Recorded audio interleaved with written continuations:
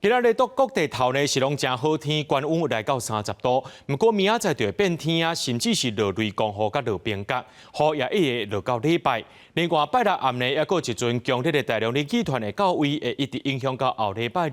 这阵冷气团有到寒流的级数，低温可能10度尔。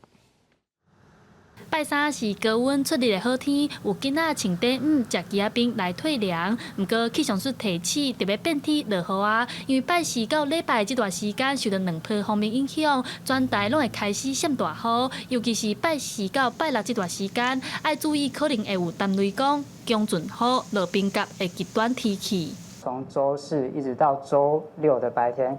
因为锋面系统影响，各地天气都是相当不稳定的，普遍都是会有降雨的情况发生，伴随比较剧烈的天气现象，像是密集的雷电、强阵风，甚至是冰雹的现象。气象署表示，拜四到拜六虽然会有强降雨，不过温度未受到影响，各地高温也是有24度至28度，一直到拜六暗时会有一波强烈带着冷气团落南。到时北部日时高温剩16度，中南部20度，东半部22度，温度下降，甚至后礼拜一、拜二佫会较寒。气象署提醒到时空旷地区天光时可能干7度。中部以北低温可能是10到12度，可能在一些近山区的平地或者是一些比较空旷的地区，有可能温度会再低个1到3度左右。气象署表示，这波强烈大陆冷气团会影响到后礼拜二，也有可能达到寒流的级数。另外，水汽闹高，中部以北3000公尺以上的关山，礼拜到后礼拜一嘛有机会落雪。